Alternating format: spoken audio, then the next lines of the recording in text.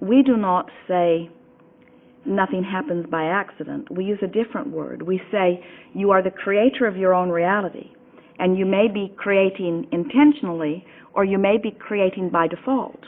And by default, we mean you're offering vibration all over the place, you just don't know you're doing it. And you're not paying attention to the way you feel, so you're making no effort to guide the way you feel or to guide your vibration. So you're just taking what's coming. So when you're looking at something not wanted and offering a vibration about it, something that matches it is being attracted into your experience in that moment. And how about we are all one? Well, physical humans have a very difficult time contemplating that. That's why it feels like a catchphrase, because they say it and don't mean it. You look at your individual bodies sitting in your chairs and you feel that you are individual clumps. And you do not realize that you are eternal consciousness that is always streaming. And so physical friends often, as they begin to contemplate non-physical, then assign a non-physical clump of energy to a physical clump of flesh, and they call it a soul. And they have pictures in their mind of the clump. It was a little bit what was in your earlier question when you said, have you ever been physical? As if this clump of non-physical energy now infused itself in this clump of physical flesh, and now I'm alive. When what's really happening is it's a stream of non-physical consciousness that is flowing endlessly into everything that you know is physical, even into this chair, into the cells of your body. Everything and everyone coming forth from this one stream of consciousness. It's unsettling to humans to contemplate that, because you see yourself as superior consciousness and you see yourself as thinkers, and we have to acknowledge that this stream of consciousness has many different perspectives, but it is all one stream. In the workshops, you speak of humans being on the leading edge of thought. What exactly do you mean? You are on the leading edge of thought. Here you are in this contrasting experience which evokes from you new wanting. And that new wanting is the asking or the summoning of that which is us, or that which is Source. So as you ask, Source energy comes forth to fulfill that which you are asking for. No end to it. No end to the expansion of that which is Source. In other words, when you realize that you are the physical extension of that which is Source. And so here you are banging around out here, developing new desires, and Source coming forth in response to those desires. You see how it works? In other words, it's just like the example that we offered earlier, where someone wants more money. They are having a hard time. They can't pay their bills. They are in a very bad financial situation. And out of that is born powerful desire for more money. If they could turn their attention to the idea of money, to the idea of how it would feel to have the dollars flowing easily, and therefore away from the feeling and the vibration of not enough money, the change in their vibration would then allow their improved situation. And that's true of any individual, and it's true of the world in general. There is a war against drugs, and a war against poverty, and a war against crime, and a war against teenage pregnancy, and a war against terrorism, and a war against AIDS, and all of them are getting bigger. Because in this world that is attraction-based, there is no such thing as exclusion. When you look at something you want and you say yes to it, you include it in your vibration, and things like it flow into your experience. When you look at something you do not want and you shout no at it, you include it in your vibration, because in this vibrational-based universe, there's no such thing as no. So the more you focus upon what you do not want, the more you offer a vibration that matches it, and the more of that you get, you see. So Jesus said, turn the other cheek. Ignore, you say. And we say that's exactly what Jesus was talking about, and so many teachers that have come before. We know that most people are looking at life in a very action-oriented way. And it seems like if someone is aggressively coming at you, that you should defend yourself in some way. But what we are wanting you to understand, that whether you have reason to feel that way or not, when you feel that way, you have activated a vibration within you that keeps you from allowing the well-being that you are asking for. In other words, you cannot beat the drum of what is going wrong and let in what is going right. So, as people around the world see a plane crash into the Twin Towers, the majority of people around the world did not have that experience and did not need to be vibrationally affected by that experience. But because of your technology and your hunger and thirst for information, most people around the world had access to that information and are now having a vibrational response to what happened. And the vibrational response to what happened begets more. And then that begets more, and then that begets more. The greater the contrast, the more ask. And the more who ask, the more the answers come. And then occasionally, someone like Esther listens. Sometimes people will say, well, isn't it lovely that Esther puts herself in a position where she can receive all of these answers? And we say it's even lovelier that so many people have put themselves in the contrasting experience where they are asking the question. Because without the asking, there is no summoning of Source. And without the summoning of Source, there is not the continuation of life. So it is this perpetual unfolding where contrast makes you ask.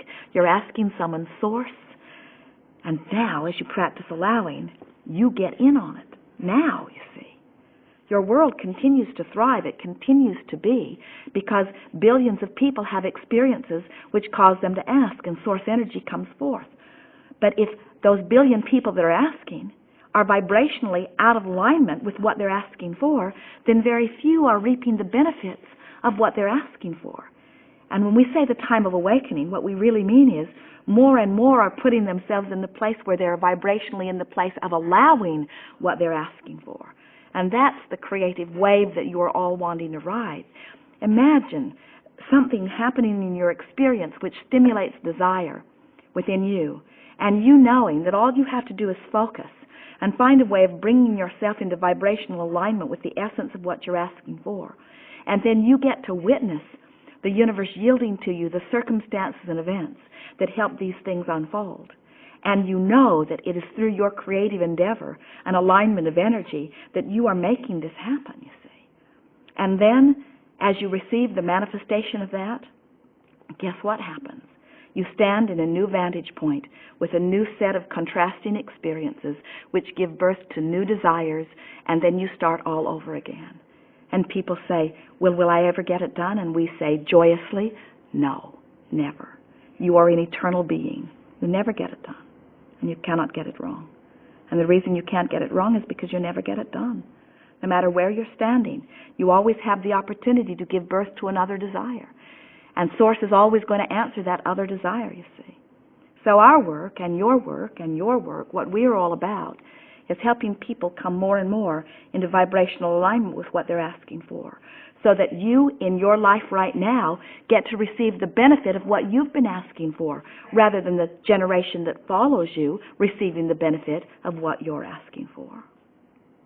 We make too much of being physical. We make too much of that which is non-physical. You came forth into this time-space reality intending to have a glorious life experience, and left to your own devices you would. In other words, you are born seeking joy. You are born knowing that you are supposed to feel joyful. And it gets a little topsy-turvy as you are influenced by others to believe that if it feels good, it isn't, and that if there's struggle and suffering in it, that there is probably virtue somewhere in it. In other words, you get crossways of your guidance system, and that really is what we are most wanting to help you to rediscover. We want you to reactivate within yourself your awareness of your own guidance system, so that you can remember who you are, and so that you can figure out which way you're headed and which is the right way. There is not one right answer, but there is certainly guidance coming forth from your broader perspective that would let you find the path to that which you are about, you see. You didn't all come intending to live exactly identical lives. You came forth to live diversity and variance and difference, and to stimulate within one another variety and desire. You came forth to live in joy, and anything that is a departure from that is off your path.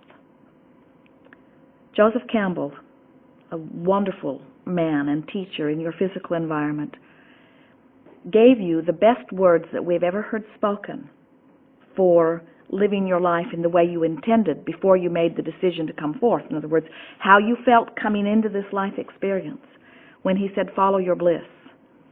If you will follow your bliss, if you will reach for the thoughts and the words and the actions that feel good while you're thinking them or speaking them or contemplating them or doing them, then you will be the being that you came forth to be.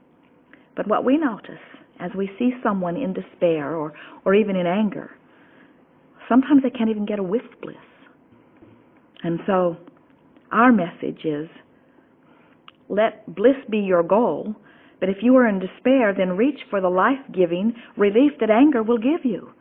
And then say to yourself, I feel better in my anger than I felt in my despair, and get some of your power back in doing that. And then say, but I don't want this anger either. I'm on my way to bliss, but bliss is too big of a jump. Maybe I can just find frustration.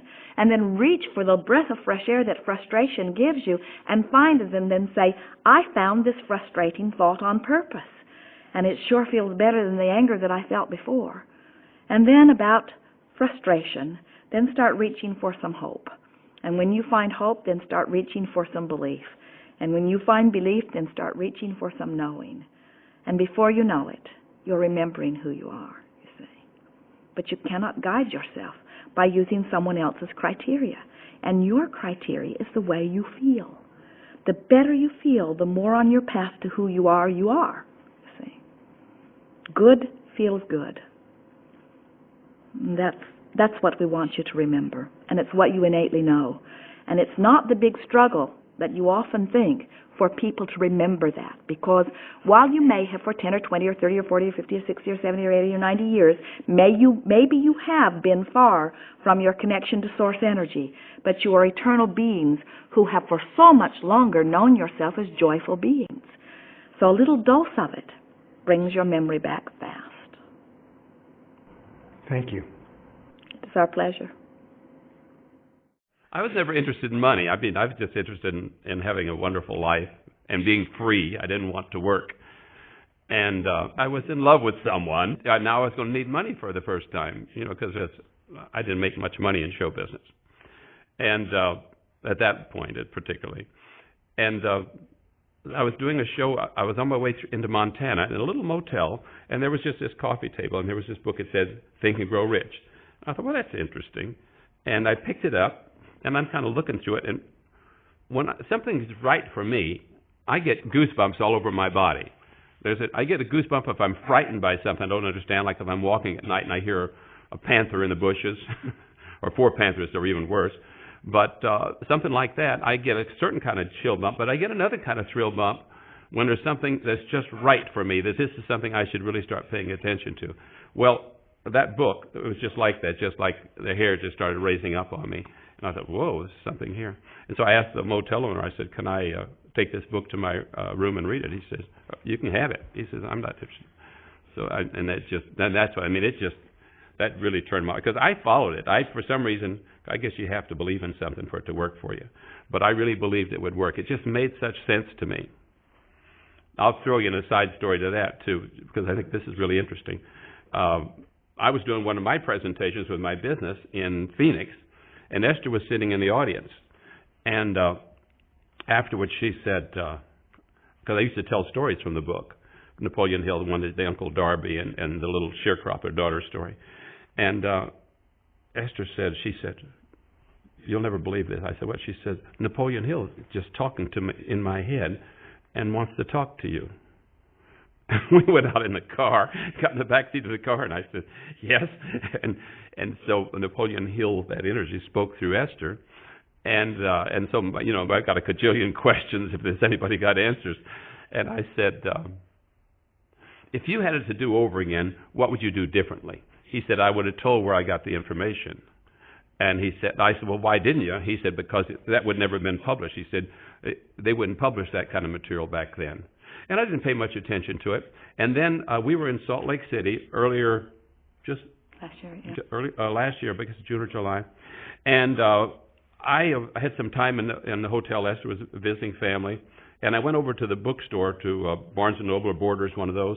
And in the self-improvement section, I was looking, and there was a kind of a chocolate-colored book that I'd never seen before. And I wondered what that is. And I pulled it out, and it was Thinking Grow Rich, the original manuscript.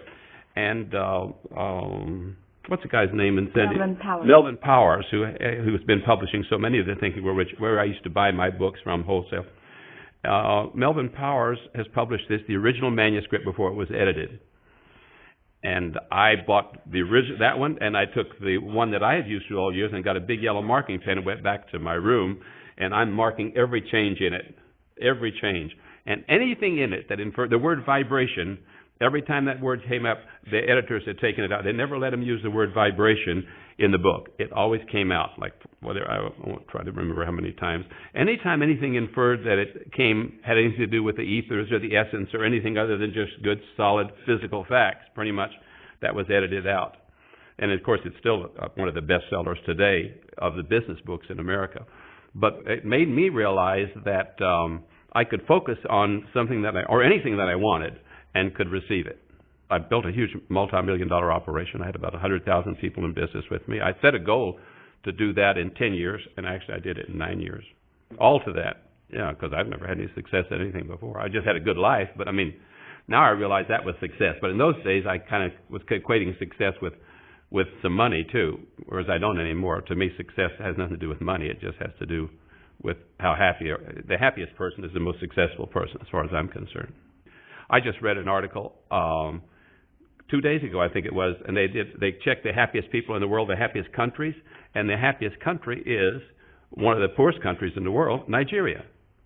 And this country, one of the wealthiest countries in the world, United States of America, is 26th or 27th. I don't remember what the rate was. I just remember Nigeria, which you would think they shouldn't be that happy. They don't have all the goodies a lot of other people have in the world, but they are the happiest people. So anyway, so much for success. I'd like to switch to you, Esther, and maybe you could tell us a little bit about your childhood. Well, I certainly would not have been interested in anything that was metaphysical. I went to Sunday school, and we learned about the devil, and mostly about the devil, I think. But I wasn't much of a thinker about much of anything. I was happy, and playful. Lived in a little town in the Rocky Mountains, and Jerry and I met in Fresno in 1976, and a friend I had worked with invited me to a business presentation, and Jerry was the person doing the business presentation. I was working as a bookkeeper and didn't have enough money, and so I remember the idea of earning an extra $400 a month sounded just fabulous to me. So I can remember telling him if I could buy a new pair of eyelashes every week, I'd be really happy, That was the hook. But you were fun. What I remember was that presentation. She was just fun. She laughs easily. She has a great sense of humor. She makes fun constantly, but pleasant, but no fun that hurts anyone. She makes fun in a nice way that never leaves anyone feeling less than.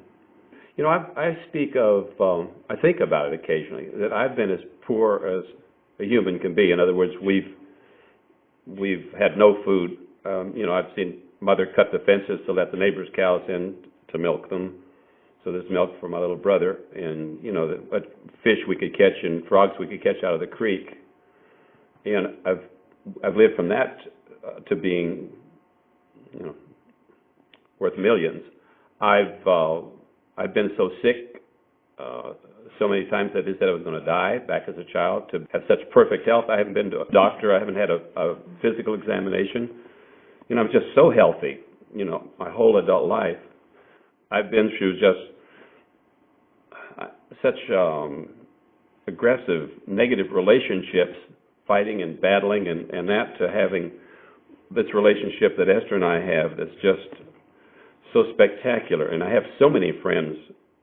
And so I'm bringing that up because it's important, I think, to know that we are capable of changing, that nobody's locked in where they are. As a kid, I remember once I slept in one chicken house, and my mother and brother and sister slept in another chicken house. And they were building a barn. We finally moved into the barn, but the house had burned down, the little house we lived in. And so, but I had a Winchester rifle with a little raised peep sight on it that I used to shoot things as they flew by the window, from the chicken house. I lived at, the chicken house like a stall. You could open the top door, and there's no heat or anything. It was just up in Arkansas, up in the northwest corner of the Ozarks. And I'd kind of shoot things. And I used to play suicide, where I'd take this rifle and I'd put the barrel in my mouth, and I'd put my toe in the trigger and go click like that, just for fun. And one day I had the barrel in my mouth, and I was doing this, and I heard Mother's footsteps in the snow, crunch, crunch, crunch. She was bringing me some soup or something from the other chicken house. And I hid the rifle. Why would I hide it? She knew I had it, but still, for some reason, I must have felt guilty. So I put it under the mattress, and she brought me. We talked a little, and off she went. And as soon as I got through, I pulled my rifle out, and I threw the bolt open like that, and a live shell popped out. And I thought, there's that poor little boy. He just couldn't stand life any longer. He just had to take his own life. It wasn't that. It was just a stupid little game I was playing. And the only thing that saved me was hearing Mother bringing soup at that particular moment. It made me decide not to pull the trigger. But I wasn't trying to kill myself. I wasn't even unhappy with my life. I wanted to live. But in that same segment, that period of that time, I said to God, God, if you'll let me live through this winter, I'll give the rest of my life to you. So I think, and I don't know what came first, the chicken or the egg on that, but for some reason, it's still, you can tell it's still in my mind. It's something. And I remember not knowing what to give my life, what direction to go. I remember taking an aptitude test, and the psychologist said, you answer 5 or 6 hard questions. First, you should be a minister. Second, you should be a teacher. Third, you should be a social worker. And I said, well, I can't be a minister because I don't believe in any one religion, because I'd tried about 8 or 10 of them or 12 of them by the time I was a young adult anyway. And I couldn't find anyone that I could be 100% for, that I could say the rest of them were all wrong. And every religion I went to said the rest of them were all wrong. So anyone I had to belong to, I had to say they were all wrong and I was the only right one. And I couldn't bring myself to do that. I couldn't find that one that I'd say they were all wrong, because my mother's Catholic. So for me to say Catholic's wrong, then I have to say, my daddy's right, the Methodist or Presbyterian, whatever he was. I just couldn't play that game. That's one of the advantages, I think, of being from a Navy family, where we just moved and moved and moved, is I was never locked into any one set of beliefs. And so, anyway, there's something in that I really wanted to help other people. I remember thinking, as a kid, I had a radio show in New Orleans with a high school, and that was a dream, to have a radio show someday where I could play beautiful music and have wonderful, uplifting sayings, played over the radio. And I told Esther the other day, I said, now we've got this wonderful, beautiful, uplifting music, and now we've got these books and these cassettes and this material going out through the world, and we're doing radio shows